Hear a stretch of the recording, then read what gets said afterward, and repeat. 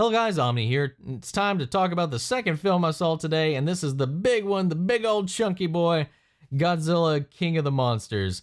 I'm just going to start off and say I loved this movie.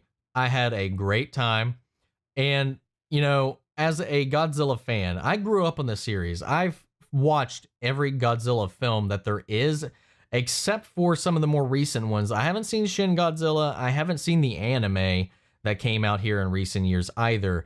I haven't heard good things about the anime, but I still might check it out eventually. And Shin Godzilla, I just initially wasn't sold on the design, but I've heard it's a really great film, so I'm going to put it on my list and check that out. But from everything from the very first Godzilla film up until I think the rebirth of Shin Godzilla, there's a lot of callbacks. There's a lot of nods to things throughout the franchise, so if you're a fan, you're gonna catch and notice a lot of these little things here sprinkled throughout the movie, whether it be a sound clip, a sound bite, a familiar song, or some images that kind of hint to some things a lot of people were speculating about coming into this film. And there's so many that it's pure fan service for the die-hard Godzilla fans. And I think if you're a die-hard Godzilla fan, you will love this movie. It takes all of the criticisms that came with the 2014 Godzilla and completely leaned into them. They definitely wanted to build more and give us more monsters than we had in the previous film. And the thing is, I didn't have a problem with the 2014 Godzilla film. It pretty much, it was structured exactly like a classic Japanese Godzilla movie. Godzilla in the majority of the films isn't in an abundance of the movies themselves. He usually just kind of he's sprinkled in throughout, and then maybe has about 3 or 4 or 5 minutes of screen time at the end for the big old battle. So, I mean, it wasn't that far-fetched. Now, the human plot was fairly weak, and I think the biggest disappointment was casting Bryan Cranston just to have him and make the first eighth of the film not even enough to really matter all that much. And I have to say, as cliched and cookie cutter as the human characters are in King of the Monsters, I think it worked a lot better here and in this world that they're setting up now that people are aware of Godzilla and these other titans.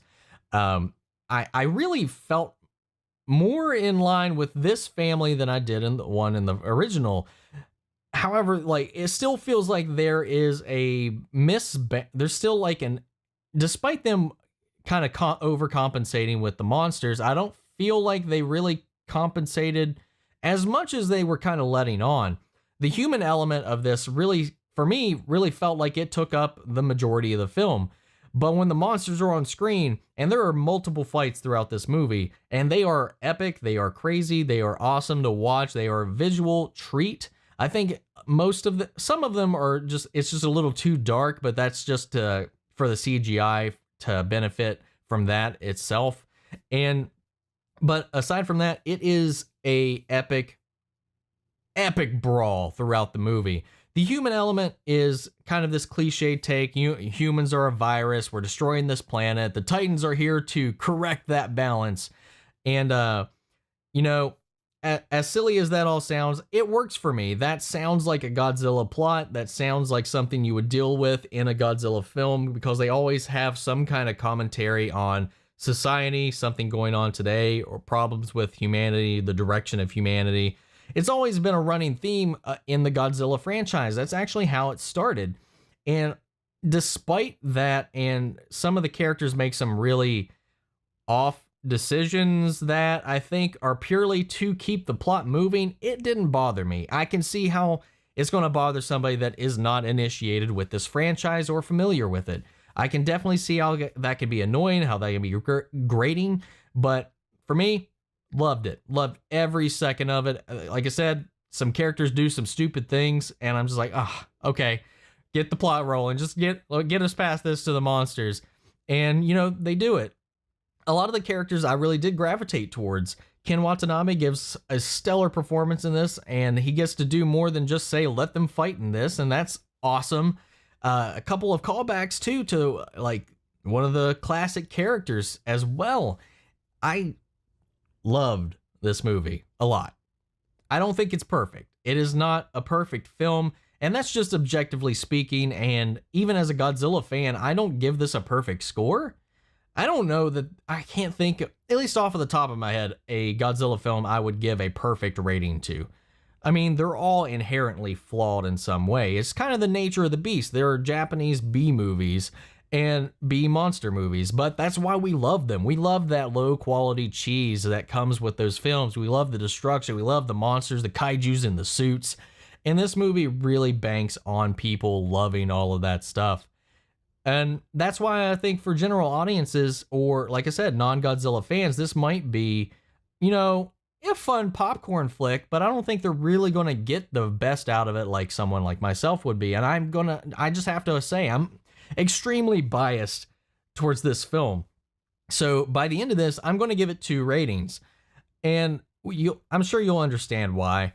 But throughout it, this movie is a spectacle. I think the one thing that the 2014 Godzilla movie did better than this one is setting up the wonder of these creatures, setting up their scale, really showing how much of a natural force these creatures are. We see the destruction, we see like them doing things, we see some awesome visuals, but we don't really take in their majesty in this film. I think there's like one scene in which you could probably argue fits the bill for that in King of the Monsters, and that's about it. I think the first movie did a better job at, you know, showing the fantastical side of these creatures, the majestic side of it. This one just goes straight into the monster fights, and it is just about the monster fights, and that's fine. They go some routes in this that I didn't actually think they would do. They would go with this, like being faithful to a T almost to the Japanese origins of these characters, almost kind of implying that these might be the same Godzillas, Mothras, Rodans that we know from the Japanese films, but they've evolved over time as Godzilla has been active since the nuclear bombings back in the 40s and 50s. So who knows? They don't really go too deep into it, but there's some other origins that are in this that I didn't think they would really go full bore with and commit to. And I love it. It opens up more possibilities for this world, and for them to possibly introduce some other kaiju and titans that I initially thought, because of this being a little more grounded of a take on the Godzilla mythos, that we would probably be excluding some of these more. I'm not going to say it because it's a spoiler, and I don't want to give it away. This is only the first day the movie's been out, and I won't give it away, but maybe we could talk about it in the comments. So spoilers in the comments, more than likely. This movie was fantastic. They make some changes to the lore that I think are really interesting and work really well, and I think it pulls off a much better, a different approach to some of the character interactions, not the character interactions, Titan interactions. And it definitely was worth the wait. I love this movie. I can't wait to see what they do next. There is an end credit scene. Stick around for that. The mid credits, post credits, pretty much is hammer fisting Godzilla versus Kong. So we already know that's the next movie in the lineup for this franchise, but they make sure you didn't forget Kong exists in this world and that he's gearing up or something. It's not too clear. I really can't wait for this to be on video so I can go through it frame by frame and catch anything that I missed. Because there's a couple of things that just kind of flew by under the radar that I was like, man, wait, I didn't get to read that. Was that a reference? And I was like, crap. Well, I guess I have to wait to either see this again or wait until it's on video, and so I can go through and pause this thing and just kind of get all of the juice out of this movie. So let's just come down to the rating. And so I think for a non-Godzilla fan, I think this movie is a C+. Maybe a C+. definitely in the C range. I don't think it nails all of the narrative points that you would want as just a casual moviegoer. I think if you're just there for the action and the monsters punching each other, you're gonna have a good time. But if you're a Godzilla fan, like myself, this is a freaking A plus to me. I love it. This is if the human element and some of the human decisions were better fleshed out, better understood, better motivated, I would, like I said, as a Godzilla fan, this is the biased score. So I think as a budding amateur film critic, that objectively speaking, it's probably a C plus. But for me, if they had fixed that human element, this would be an S. This would be an A plus, an S, whatever. But for me, this is a solid freaking A. Easy. I loved it. I do not regret seeing this. I think it was worth the wait, and it made me happy. It brought me to tears a couple of times. And it wasn't even from something sad that happened. Like literally there was just a callback, a throwback, a familiar thing that comes into play in the film during the third act, and it just made me into a child again, and I freaking started crying, and it wasn't even over anything sad. It just made me so happy. And you know, when something can do that, it always gets some bonus points from me, man. If you can put me back into my headspace when I was a 5-year-old watching Godzilla growing up, you earn some huge points. This movie was made by somebody who has to have loved the franchise and made it for the people who truly love this franchise. So that's my take on it.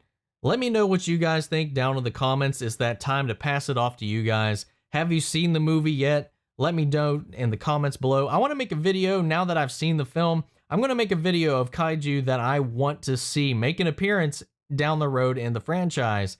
Ones that fit into this world that they've built. I think that would make a good aesthetic choice to bring into the franchise. I'll make that here. Let me know your thoughts, your votes for what Titans or kaiju you would like to see included into the franchise going forward. Let me know. We'll talk about all this, spoilers and all, down in the comments below. So if you don't want to know anything about the movie, I would probably avoid the comments, because if my previous reaction for the final trailer for this was any indication, avoid it. Avoid it, because people are going to be spouting out every theory known to man down there. But that's YouTube, so yeah. So let me know your thoughts down in the comments below. And if you like this video, make sure to support the channel by hitting that like button for me. And make sure, if you dislike the video or if you dislike anything I said, to let me know in the comments below. I want to grow. I want to correct my mistakes and, you know, take some constructive criticism. So if there's something you didn't like, let me know what it is down in the comments below. And that is it for today, guys. Thank you all for listening to me rant about this movie, and I will catch you guys in the next video. Take care.